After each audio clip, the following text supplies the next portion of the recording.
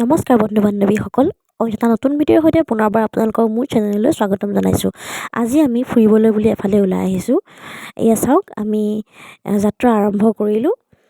গুণগুণে বহুত ভাল পাইছে আৰু তাই পিছত বহি লৈছে। মোৰ লগত যিজনী ভণ্টি আহিছিলে, তাই আমাৰ শিৱসাগৰখন চিনি নাপায় আৰু সেয়েহে তাইক শিৱসাগৰখন দেখুৱাম বুলিয়ে আমি ওলাই আহিলোঁ। এয়া আমি আহি আছোঁ আৰু এতিয়া আমি আহি নেশ্যনেল হাইৱেত উঠিলোঁ। আৰু এয়া চাওক, আমি আহি পালোহি শিৱসাগৰ। এয়া শিৱদৌল, জয়দৌল। আমি নোসোমালোঁ ইয়াত, বহুত মানুহ ভিৰ হোৱাৰ কাৰণে। এয়া চাওক, এইখন দলং, কাষতে যিখন দলং দেখিছে, এই দলংখনৰ এটা বৈশিষ্ট্য আছে, মানে এই দলংখন দাঙিবও পাৰি। আৰু এতিয়া আমি আহি পালোহি ৰংঘৰ আৰু তেওঁ টিকেট কাউণ্টাৰত সোমালে টিকেট কাটিবলৈ। আমি টিকেট কাটি ইয়াৰ ভিতৰলৈ আহিছোঁ। এই ৰংঘৰটো শিৱসাগৰ জিলাৰ পৰা প্ৰায় 3 কিলোমিটাৰ আঁতৰত হ'ব। প্ৰমত্ত সিংহৰ ৰাজত্বকালত এই গৃহটো নিৰ্মাণ কৰা হৈছিল।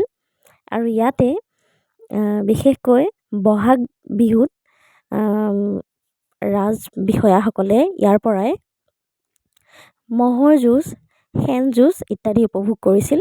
আৰু ইয়াতে বহাগৰ 1 তাৰিখে বিহু পতা হয়।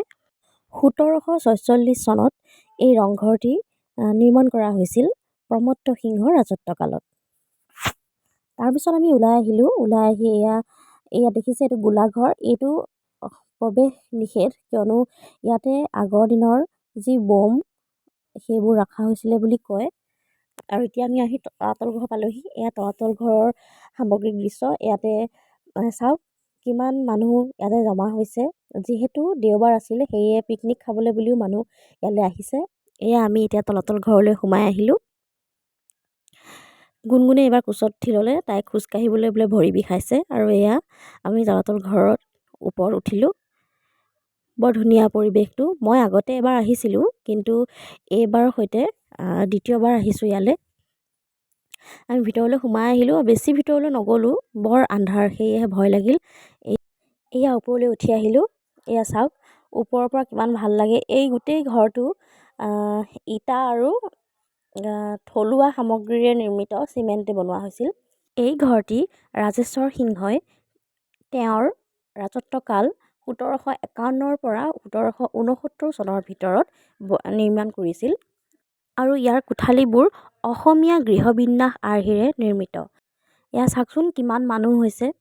দেওবাৰ আৰু তাতে বছৰৰ শেষ বুলি বহু লোকে ইয়াত বনভোজ খাবলৈ আহিছে।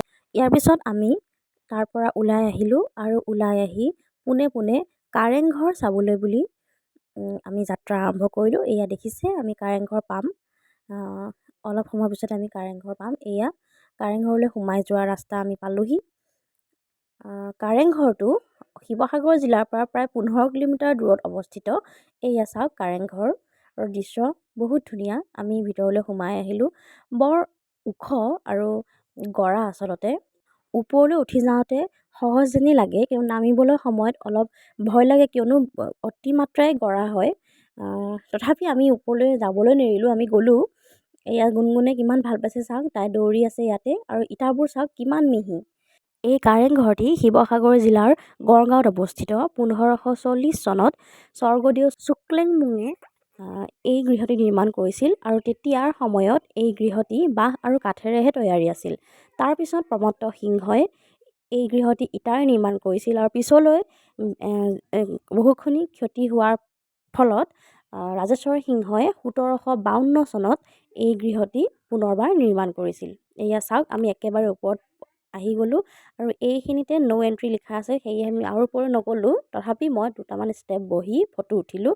আৰু এয়া আমি এতিয়া নামি আহিছোঁ। চাওক কিমান গড়া, মই ধৰি ধৰি নামি আহিবলগীয়া হৈছে। আৰু এনেকৈ প্ৰায়বোৰ মানুহেই ধৰি ধৰি তললৈ নামি আহিছে। আৰু তাৰপিছত আমি একেবাৰে তলৰ মহলা পালোহি। আৰু এই তলৰ পৰা গোটেই কাৰেংঘৰ দৃশ্যটো মই দেখাবলৈ চেষ্টা কৰিলোঁ। এয়া চাওক, কিমান ধুনীয়া লাগিছে। আৰু তাৰপিছত আমি ঘৰলৈ বুলি উভতি আহিলোঁ। যিহেতু শিৱসাগৰ জিলাৰ পৰা 15 কিলোমিটাৰ দূৰত হয়, সেয়ে আমি আকৌ শিৱসাগৰ জিলালৈ ঘূৰি নগ'লোঁ, আমি চেপন হৈ ঘৰলৈ ঘূৰি আহিছোঁ। এয়া চাওক, আমি এতিয়া আহি আছোঁ। আৰু আমি কিবা এটা খাবলৈ বুলি এই ধাবাখনত সোমালোঁ। এইখন ধাবাতে আমি প্ৰায়ে খাওঁ। বৰলুইত ধাবা। আপোনালোকেও এইফালে আহিলে, মৰাণলৈ যদি আহে বিশেষকৈ এই ধাবাখনত সোমাব পাৰে। বহুত ধুনীয়া আৰু থলুৱা খাদ্য পায়। তাই টোপনি গৈছিলে, টোপনিৰ পৰা উঠি বহি আছে আৰু আমিও এনেকৈ বহি আছোঁ। এয়া চাওক, সকলোৱে মোবাইল টিপি আছে আৰু এয়া আহি গ'ল ভাত। আমি এতিয়া ভাত খাবলৈ লৈছোঁ আৰু ভাত খাই বৈ লৈ আমি ওলাই আহিলোঁ। এয়া চাওক, এতিয়া প্ৰায় আন্ধাৰেই হৈ গ'ল আৰু আমি আমাৰ ঘৰলৈ বুলি গমন কৰিছোঁ। এই আমি পুনৰবাৰ যাত্ৰা আৰম্ভ কৰিলোঁ ঘৰলৈ বুলি। আৰু এয়া চাওক, আমি হাইৱেদি আহি আছোঁ আৰু ফাইনেলি আমি এয়া ঘৰ আহি পালোহি। আজিৰ ভিডিঅ'টো ইমানেই, তেন্তে আজিলৈ আহিছোঁ, বাই।